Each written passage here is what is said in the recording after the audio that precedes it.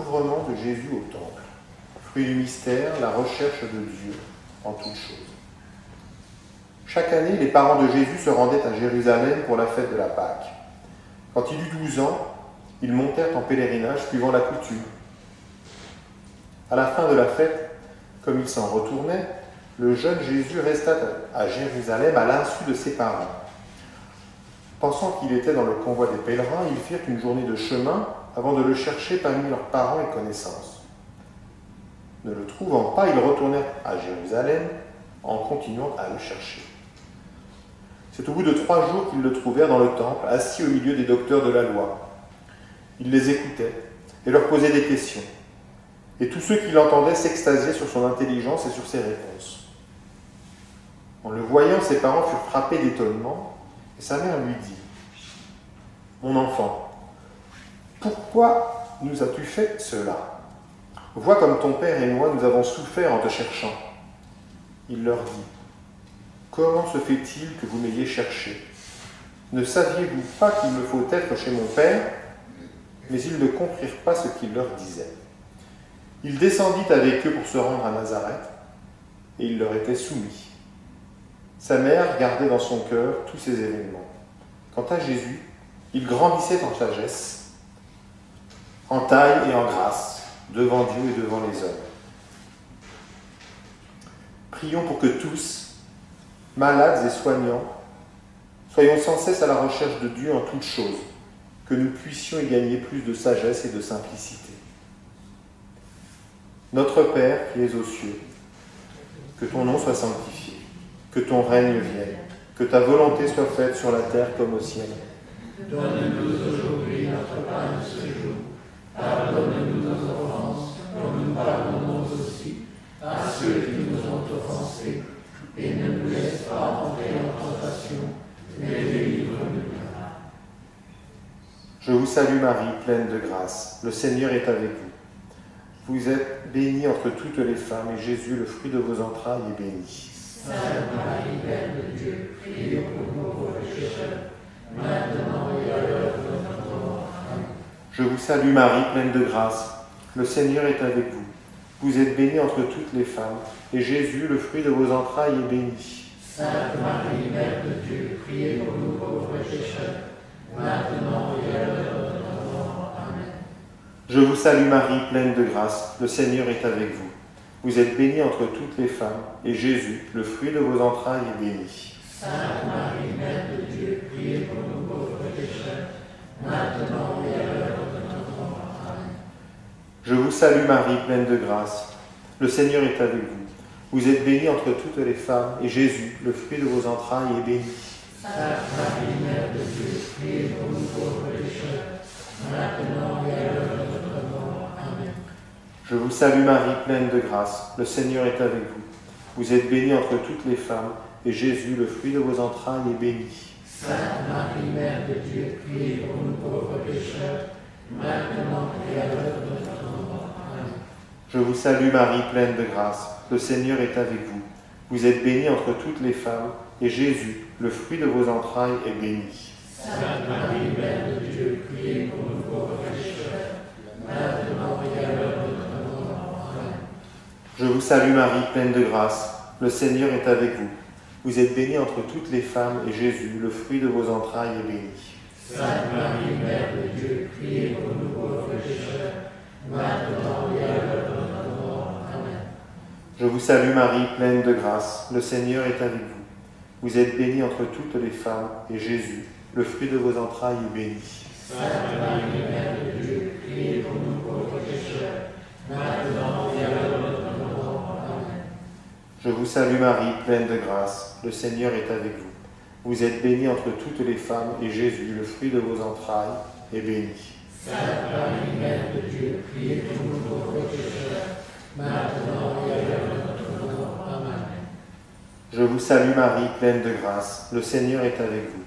Vous êtes bénie entre toutes les femmes, et Jésus, le fruit de vos entrailles, est béni. Sainte Marie, Mère de Dieu, priez pour nous pauvres pécheurs, maintenant et à l'heure de notre mort. Amen. Je vous salue Marie, pleine de grâce. Le Seigneur est avec vous. Vous êtes bénie entre toutes les femmes, et Jésus, Le fruit de vos entrailles est béni. Sainte Marie, Mère de Dieu, priez pour nous pauvres pécheurs, maintenant et à l'heure de notre mort. Amen.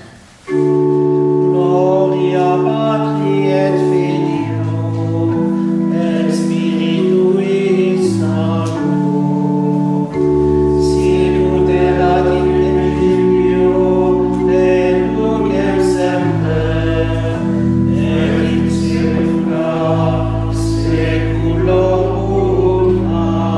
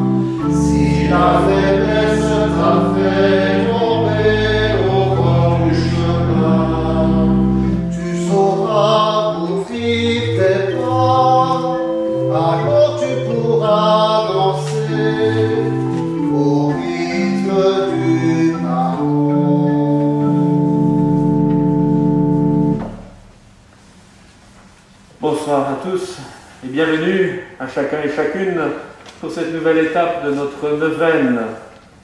Nous continuons à méditer ce thème grâce, espérance et résilience en nos vies. Nous avons, avec l'abbé Goffinet, au début de la neuvaine, entendu toute la dimension de grâce et nous sommes entrés dans l'expérience de Bernadette qui recevait cette invitation de Marie. Voulez-vous me faire la grâce de venir chaque jour pendant 15 jours? Ensuite, nous avons réfléchi et médité ce thème dans le contexte du deuil et puis de la vie de couple. Ce soir, ce sera en milieu médical, au temps du Covid, avec le témoignage du docteur Kamal Mitri, que je remercie déjà de s'être rendu disponible. Belle étape encore dans notre cheminement avec Marie, et nous sommes aidés dans notre chant par François Levac, chef de chœur à Saint-Donat, et à l'orgue, c'est Vincent Hubert, que tout le monde connaît, organiste à Saint-Martin et Viville. Nous sommes en communion non seulement ici au sein de cette chapelle, avec ceux qui suivent la neuvaine dans la salle Saint-Bernard, mais également au-delà de ces murs, avec tous ceux qui s'unissent à nous, grâce à l'intermédiaire de ARL Radio. Et c'est pourquoi je vous invite à bien éteindre vos GSM et à ne pas faire de bruit intempestif, de telle manière que la retransmission soit la meilleure possible. Entrons dans cette liturgie avec ferveur, présidée par l'abbé Jean-Marie Pirot. Au nom du Père et du Fils et du Saint-Esprit. Amen. Le Seigneur soit avec vous. Et avec votre esprit. Je vous propose de célébrer l'Eucharistie, une fête de Marie, du 22 août. Marie reine, humble servante du Seigneur, la Vierge Marie, notre reine, se tient aux côtés du Christ. Je vous lis un petit mot que j'ai écrit pour introduire. C'est pour nous tous une grande joie de suivre les fêtes de Marie au cours de l'année liturgique, depuis son Immaculée Conception, le 8 décembre, jusqu'au 15 août, solennité de l'Assomption, et le 22 août, fête de Marie, reine de l'univers, couronnée par le Christ roi, son Fils. Elle est la première en chemin et est en avance d'une étape sur nous, sur la route d'un Dieu qui vient vers nous. Rappelons un passage de Vatican II. La Vierge Immaculée, préservée par Dieu de toute atteinte de la faute originelle, ayant accompli le cours de sa vie terrestre, fut élevée corps et âme à la gloire du ciel et exaltée par le Seigneur comme reine de l'univers pour être ainsi plus entièrement conforme à son Fils. C'est le texte de Lumen Gentium, numéro 59. Nous qui sommes encore en chemin, nous sommes soutenus par cette mère attentive à tous ces enfants de la terre. Nous marchons par tous les temps, et elle marche avec nous, et nous encourage, nous éduque avec douceur, pour que nous ne nous arrêtions pas dans les passages difficiles. Marie n'est pas une icône inaccessible, lointaine, mais avec Jésus, elle nous attire vers la patrie à venir. Elle ne trône pas au-dessus de nous, mais veille sur nous, pour que nous ne fassions pas fausse route. Quel précieux cadeau donné par Dieu pour la traversée de la vie, avant d'arriver en terre promise. Aujourd'hui, nous faisons aussi mémoire de Saint Amand, un des grands évangélisateurs de la Gaule belgique, et aussi de la crucifixion de 26 chrétiens le 6 février 1597 à Nagasaki, Paul Miki et ses compagnons. Nous avons traduit l'histoire, un témoignage très vrai de cet événement.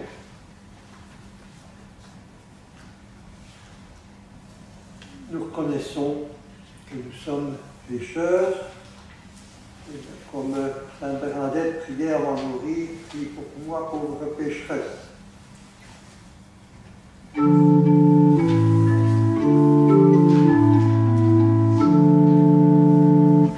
Seigneur, prends pitié de ton peuple.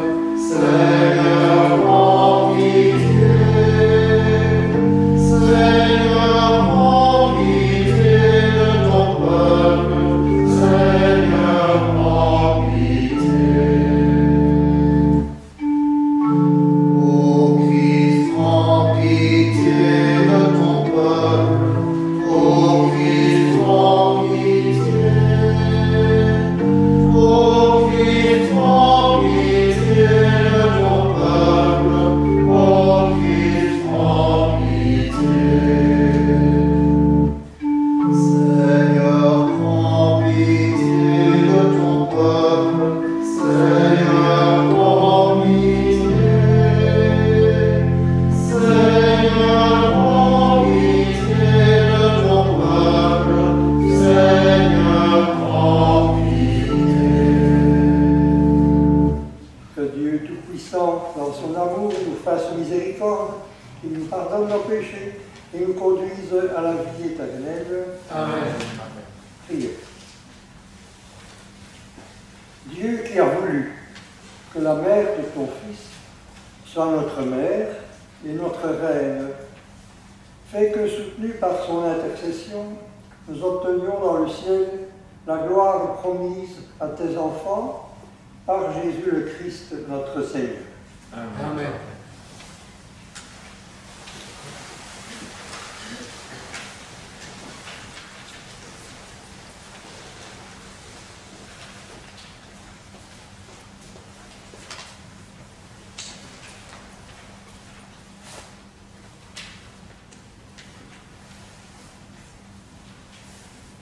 Lecture du livre de Judith. Tout le peuple était transporté. Il s'inclina et se prosterna devant Dieu. Tous s'écrièrent unanimes, « Tu es béni, toi notre Dieu, toi qui, en ce jour, as réduit à néant les ennemis de ton peuple. » Et Osias, l'un des chefs de la ville, dit à Judith, « Béni sois-tu, ma fille, par le Dieu Très-Haut, Créateur du ciel et de la terre, car le Seigneur t'a dirigé pour frapper à la tête le chef de nos ennemis. Jamais l'espérance dont tu as fait preuve ne s'éloignera du cœur des hommes, mais ils se rappelleront éternellement la puissance de Dieu. Oui, Dieu fasse que tu sois exalté à jamais, qu'il te visite de ses bienfaits, car tu n'as pas épargné ta propre vie pour la cause de notre race humiliée. Tu es sorti pour empêcher notre ruine, marchant avec droiture devant notre Dieu, et tout le peuple dit « Amen, Amen ».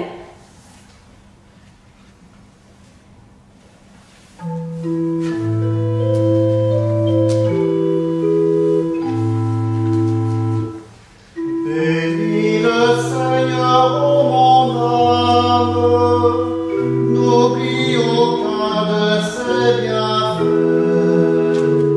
Bénis le Seigneur, ô mon âme, bénis le Seigneur à jamais. Bénis le Seigneur, ô mon âme, n'oublie aucun de ses bienfaits, car il pardonne toutes tes offenses et te guérit de toute maladie. Bénis le Seigneur, ô mon âme, n'oublie aucun de ses bienfaits. Bénis le Seigneur, ô mon âme, bénis le Seigneur à jamais. Il réclame ta vie à la tombe et te couronne d'amour et de tendresse. Il comble de bien tes vieux jours. Tu renouvelles comme l'aigle ta jeunesse. Bénis le Seigneur, ô mon âme, n'oublie aucun de ses bienfaits. Bénis le Seigneur, ô mon âme, bénis le Seigneur à jamais.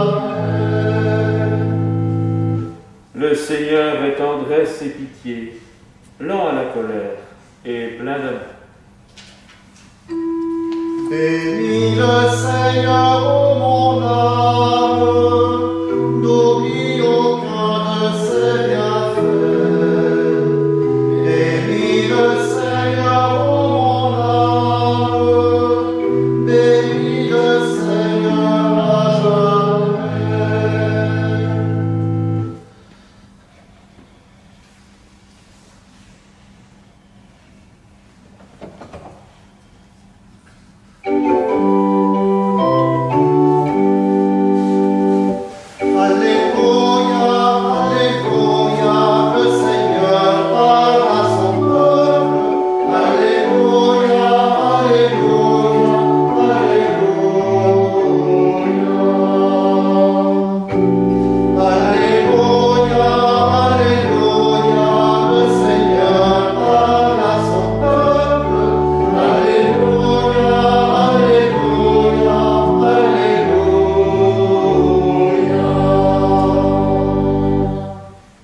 Le Seigneur Jésus annonçait le royaume et il disait « Convertissez-vous et croyez à l'Évangile ». Alléluia, Alléluia, le Seigneur parle à son peuple. Alléluia, Alléluia, Alléluia.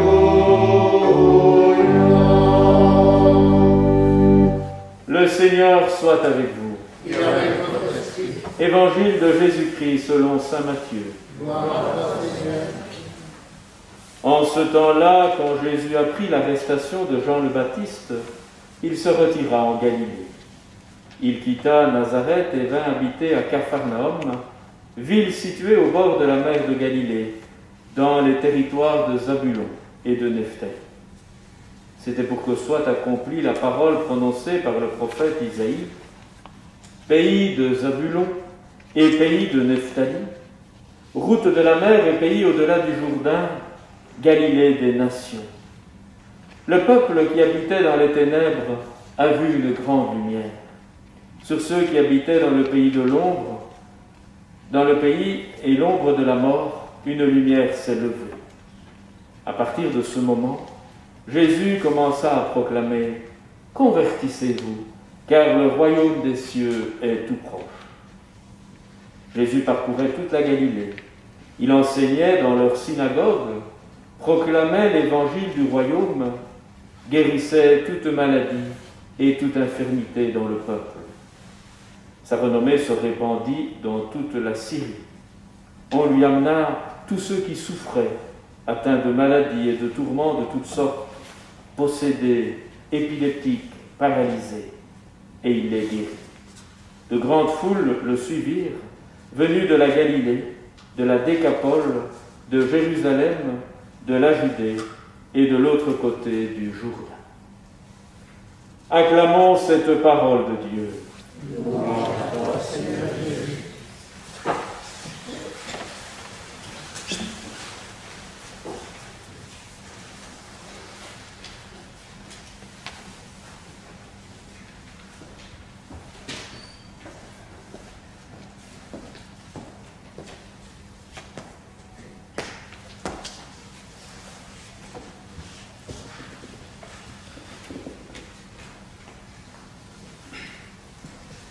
Permettez-moi de remercier tout d'abord l'équipe pastorale de Saint-Martin de m'avoir proposé cette occasion de partage qui me permet une parenthèse d'intériorité dans cette ambiance actuelle chargée. Ce soir, je ne serai pas le scientifique avec vous. Des plus malins que moi occupent tous les jours vos écrans et vos journaux, mais je serai un homme de terrain qui témoigne de situations vécues et j'essaierai, à travers mon chemin de vie, de percevoir un avenir d'espérance et de résilience. Pour le médecin que je suis, ma vie professionnelle englobe le patient et sa famille, les infirmières, infirmiers, les aides-soignants et les collaborateurs de plusieurs métiers.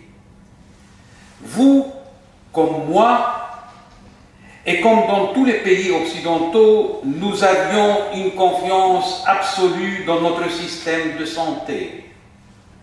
Le progrès technologique et pharmaceutique nous assurait une maîtrise de la maladie et de ses conséquences. Un siècle nous séparait de la dernière épidémie. On vit plus vieux et vaincre la mort devenait un objet de recherche. Et voilà, fin 2019 et courant 2020, en quelques semaines, la confiance du corps médical s'est vue ébranlée. La colère s'installe face à l'immobilisme des autorités, les soignants se mettent en action d'une façon héroïque, les applaudissements fusent à toutes les fenêtres du pays, et puis l'action fait place à la frustration et la peur. Peur de notre impuissance face à ce petit virus invisible que nous ne maîtrisons pas et qui sème la mort. Peur de voir les collègues tomber au champ de la pratique. Peur de la mort. Un soir, je passe par les services des urgences et je perçois le désarroi d'une collègue. De garde cette nuit, elle me dit, la voix chevrotante, les larmes aux yeux, nous ne pourrons plus supporter une deuxième vague, nous sommes épuisés. Et la deuxième vague arrive avec son lot de privations et ses mesures restrictives. Et le patient et sa famille dans tout cela. un ami chirurgien atteint par le virus au début de l'épidémie, me racontait comme il se voyait partir vers l'au-delà. Il voyait son père décédé depuis des années s'approcher de son lit et lui tendre la main. Avant de sombrer dans le coma artificiel, il demanda à son épouse de prier sans arrêt pour lui. Toute sa famille s'est consacrée en silence à la prière pendant des semaines. Je vous rapporte aussi le témoignage récent qui me concerne et qui concerne surtout ma nièce au chevet de son papa gravement atteint par la Covid-19. Elle me dit, et je vous rapporte textuellement son message vocal, « Moi je vois une chose, il y a le médical qui nous dit qu'il est stable et le regard que moi je porte sur une situation qui est de l'ordre de l'affectif, de ce que tu donnes à l'autre pour qu'il puisse traverser de manière pas trop mal ce qu'il traverse de médical. Et c'est là qui fait la différence. C'est le changer de position, c'est de lui couper ses ongles des pieds et lui remettre l'oreiller. Tout cela, étant qu'ils sont débordés aux soins intensifs, je ne suis pas sûr qu'on lui donne cet affectif. Au point de vue médical, ils assurent, mais l'affectif si important est absent.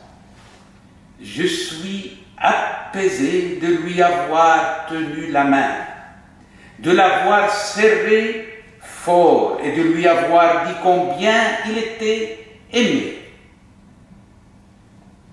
Il décéda la semaine dernière, 24 heures après son passage de sa fille.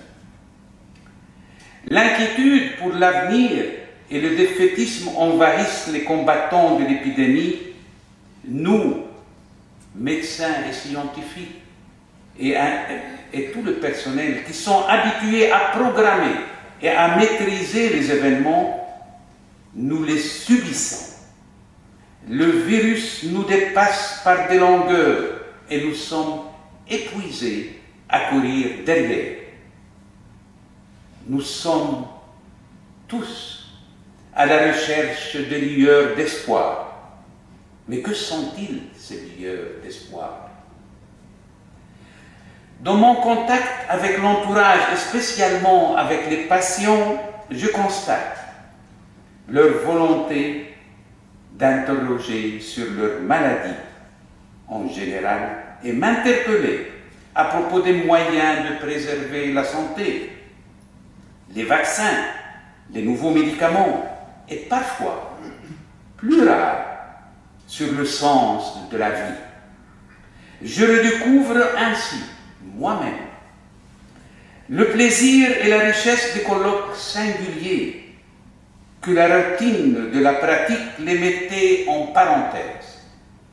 Je retrouvais le patient dans son entièreté, complexe, femme ou homme, et cela me renvoyait à ma vie personnelle. Ma vie qui est un long chemin, où le plaisir de regarder cette vie en rétroviseur équivaut au beau paysage de devant qu'on aimerait découvrir après le prochain virage. Je suis persuadé que l'espérance et la résilience ne se commandent pas sur une ordonnance, fussent-elles écrites par les meilleurs, mais elles nécessitent une préparation qui puise ces éléments, les éléments des expériences de la vie et de l'éducation. J'ai grandi dans un milieu où la maladie et la foi se côtoyaient en permanence. Ces deux éléments ont constitué le socle de ma profession. Ils ont façonné, sans que je le réalise, ma pratique. Le malade ne vient pas seulement pour prendre un remède ou un moyen de guérison, mais aussi, et même je dirais surtout, pour une rencontre avec son thérapeute. Ce dernier engage sa propre personne, son amour de la vie et son accueil à tout malade. Il lui redonne l'espoir de retrouver la guérison et de se reconstruire et de retrouver aussi pleinement sa place dans la société. Mon expérience personnelle me donne la conviction que nous ne pouvons pas communiquer le sens de la vie si nous ne possédons pas nous-mêmes l'amour intense de la vie. Si nous ne possédons pas nous-mêmes aussi ce contact physique de communiquer son amour et sa relation, à l'instar de la nièce qui essaya par ce contact physique de communiquer son amour à son papa, ou dans d'autres circonstances de la vie, comme cette Madame Marilla Michałowski, juive, racontant dans son livre comment elle répondait à celle qui la moquait, la voyant fumer une cigarette et mettre du rouge à lèvres à la descente du train la conduisant à Auschwitz. Cette dame, elle répond: « Madame, pour mourir, il faut avoir de la tenue, et je fume parce que c'est la dernière cigarette de ma vie. » Elle a survécu, et je l'ai connue personnellement, étant amie de notre famille, toujours avec cet humour qui fut sa force de résilience. Il ne faut pas chercher des explications scientifiques à ces éléments que le spirituel nous les amène, qui ne sont pas nécessairement contradictoires avec la science, mais forment avec elle le ciment de la résilience. Ce cheminement ou ces expériences ne sont pas non plus la propriété d'une religion par rapport à l'autre, mais notre foi chrétienne est une foi sans contrainte, ouverte à toute l'humanité. Le message de l'homme de Nazareth ne s'adressait pas seulement à ses disciples, mais à tous, comme Matthieu, comme nous l'avons entendu, l'a laissé dans son évangile. Il guérissait toute maladie et toute infirmité dans le peuple, d'où qu'ils viennent et de partout où ils sont.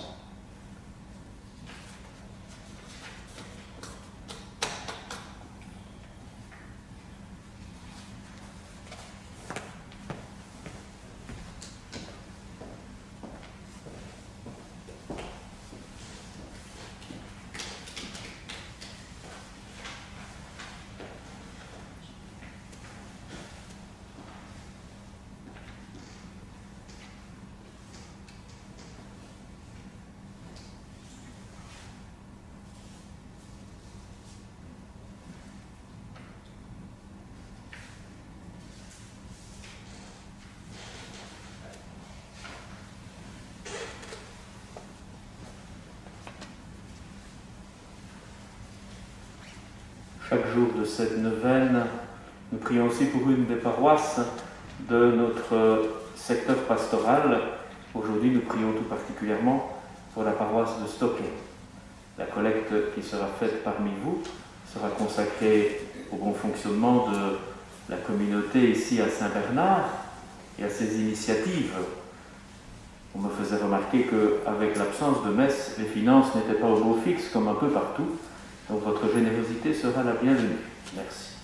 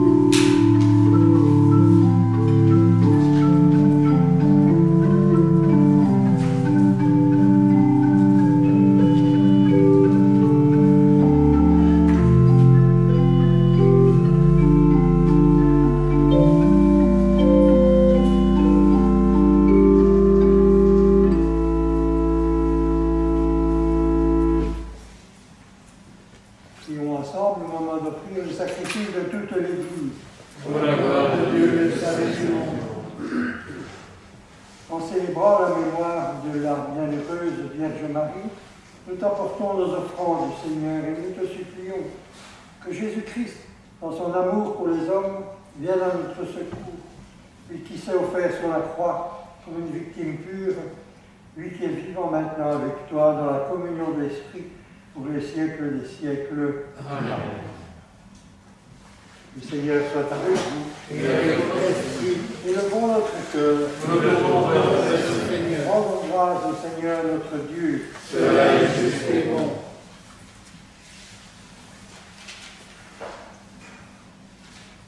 Vraiment, il est juste et il est bon de te rendre gloire, de t'offrir notre action de grâce toujours et en tout lieu, à toi, Père très saint, Dieu éternel et tout-puissant.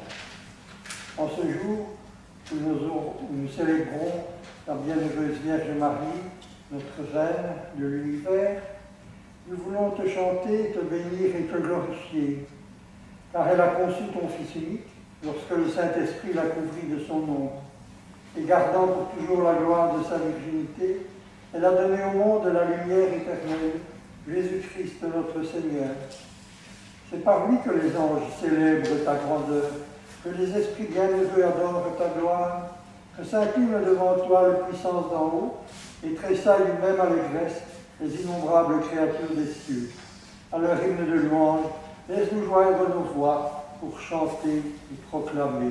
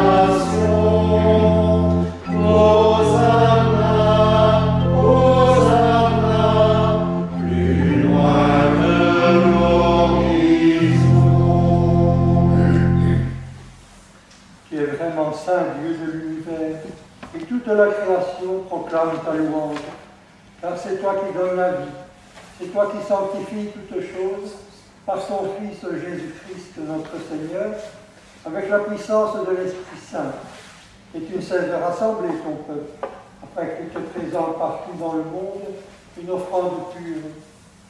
C'est pourquoi nous te supplions de consacrer toi-même les offrandes que nous apportons, sanctifie-les par ton Esprit, pour qu'elles deviennent le corps et le sang de ton Fils, Jésus-Christ notre Seigneur, qui nous a dit de célébrer ce mystère. La nuit même où il fut livré, il prit le pain, en te rendant grâce, il le bénit, il le rompit, et le donna à ses disciples en disant, « Prenez et mangez-en tous, ceci est mon corps livré pour vous. »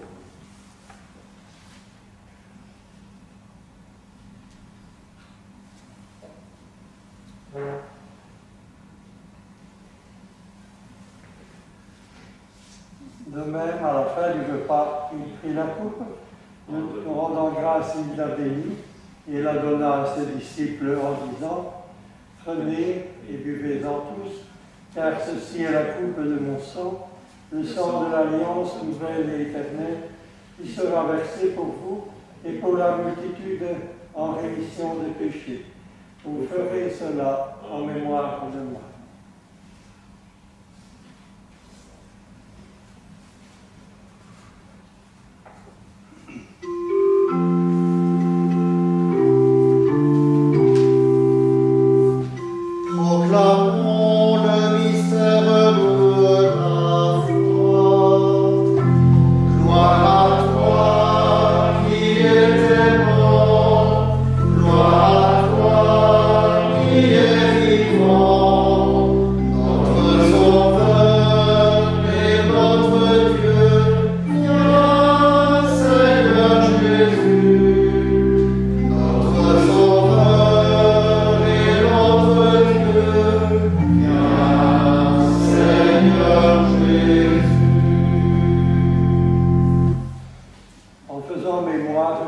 Fils, de sa passion qui nous sauve, de sa glorieuse résurrection et de son ascension dans le ciel, alors que nous attendons ton dernier avènement, nous présentons cette offrande vivante et sainte pour te rendre grâce. Regarde, Seigneur, le sacrifice de ton Église et daigne reconnaître celui de ton Fils, qui nous a rétablis dans ton alliance, quand nous serons nourris de son corps et de son sang, et remplis de l'Esprit Saint. Accorde-nous d'être un seul corps et un seul esprit dans le Christ. Que l'Esprit Saint fasse de nous une éternelle offrande à ta gloire, pour que nous obtenions un jour les biens du monde à venir. Auprès de la Vierge Marie, la bienheureuse Mère de Dieu, des apôtres, des martyrs, Saint Paul Miki et ses compagnons, mais aussi des saints de nos paroisses, Saint Bernard, Saint Martin et Sainte Walburge, patronne de Stockholm, et de tous les saints qui ne cessent d'intercéder pour nous.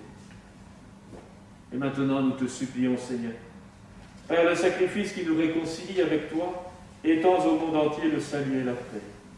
Affermis la foi, l'espérance et la charité de ton Église au long de son chemin sur la terre. Veille sur ton serviteur, le pape François, et notre évêque Pierre, l'ensemble des évêques, les prêtres, les diacres, et tout le peuple des baptisés. Écoute les prières de ta famille assemblée devant toi, et ramène à toi, Père très aimant, tous tes enfants dispersés. Pour nos frères et sœurs défunts, pour tous ceux qui ont quitté ce monde, et dont tu connais la droiture, nous te prions. Prions bien sûr pour toutes les victimes de la Covid, mais également pour ceux pour qui cette Eucharistie est célébrée.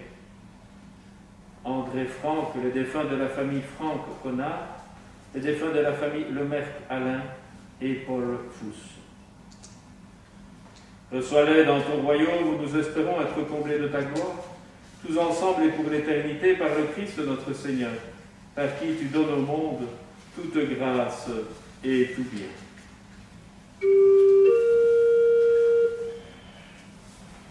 Par lui, avec lui et en lui, à toi, Dieu le Père Tout-Puissant, dans l'unité du Saint-Esprit, nous donnerai toute gloire pour les siècles des siècles. Amen.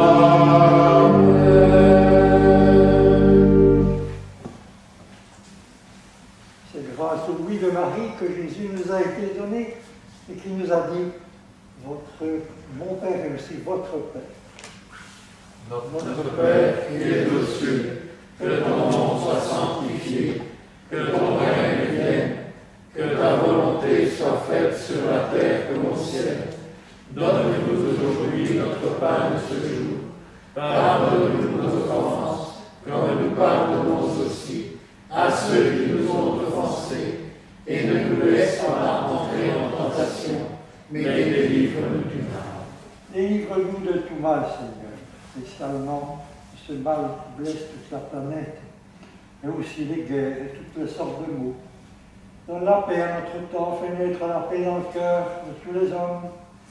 Par ta miséricorde, libère-nous du péché, rassure-nous devant les épreuves en ces vies, où nous espérons le bonheur que tu promets, et l'avènement de Jésus-Christ, notre Sauveur.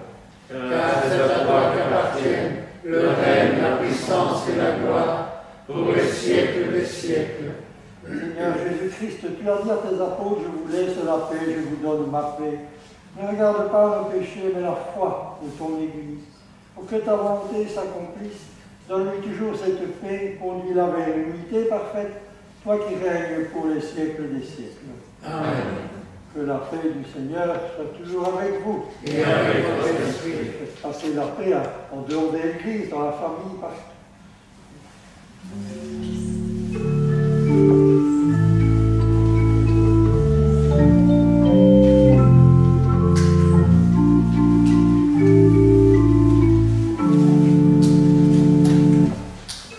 Agneau de Dieu, agneau frappé devant tes juges, tu es le seul berger des foules. Agneau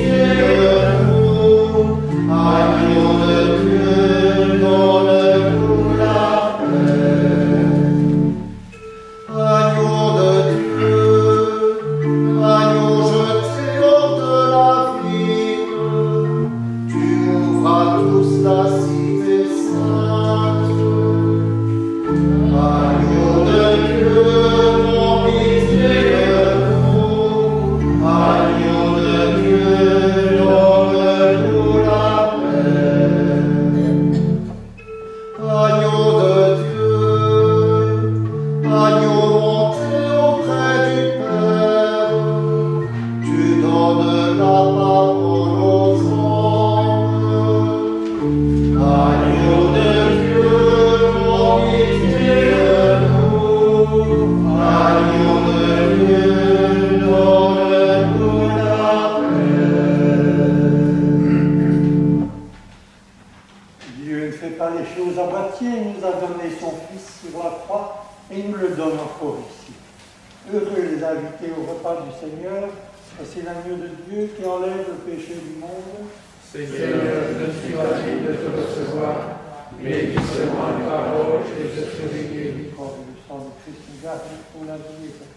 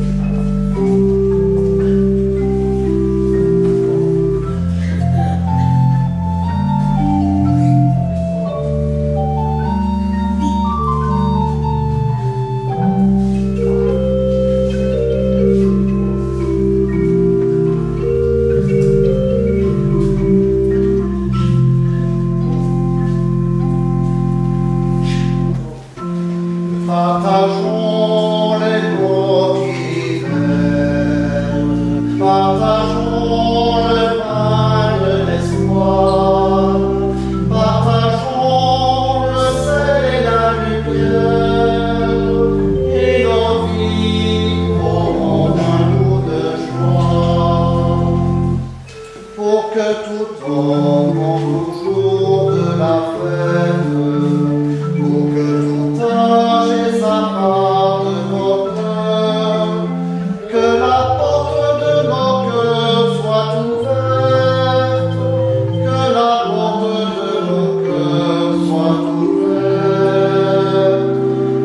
Partageons les mots qui libèrent, partageons le pain de l'espoir, partageons le sel et la lumière, et nos vies auront un goût de joie,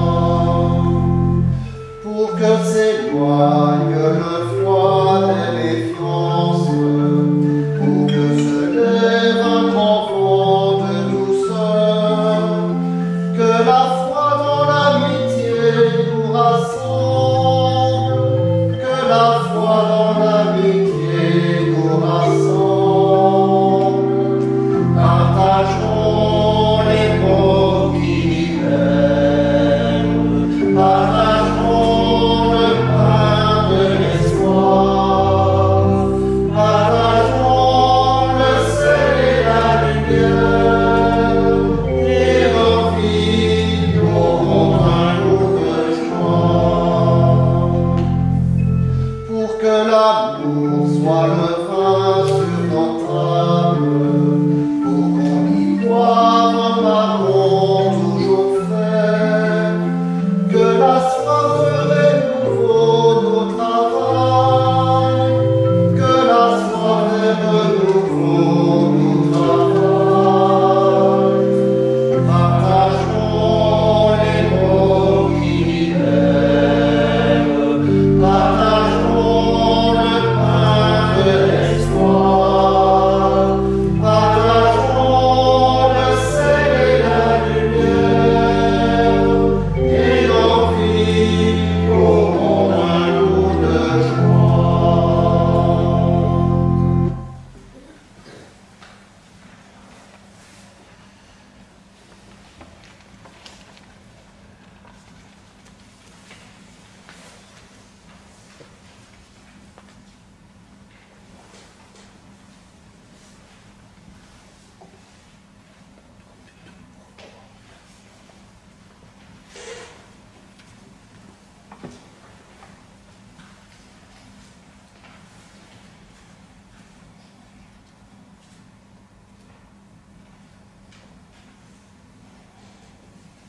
nourris par le sacrement du ciel, nous te supplions, Seigneur, donne à celles et ceux qui vénèrent en ce jour la Vierge Marie, Reine, de participer au banquet du royaume éternel par Jésus le Christ, notre Seigneur.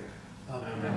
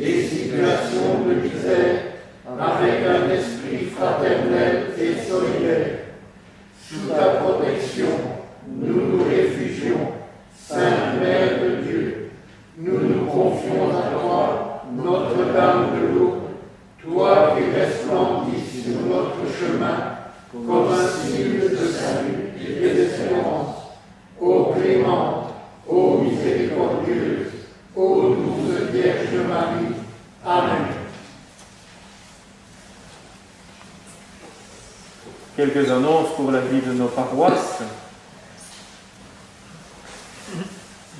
Nous avons célébré les funérailles à Saint-Martin de Madeleine Zumkir, veuve d'Eugène Crochet, décédée au Vivier à 97 ans, et d'Irène Haute, veuve de Karl Neuville, habitant rue des Chênes, décédée à 81 ans, à Bonnerte de Claude Frédéric, époux de Françoise Renoir, rue de la Source, 82 ans.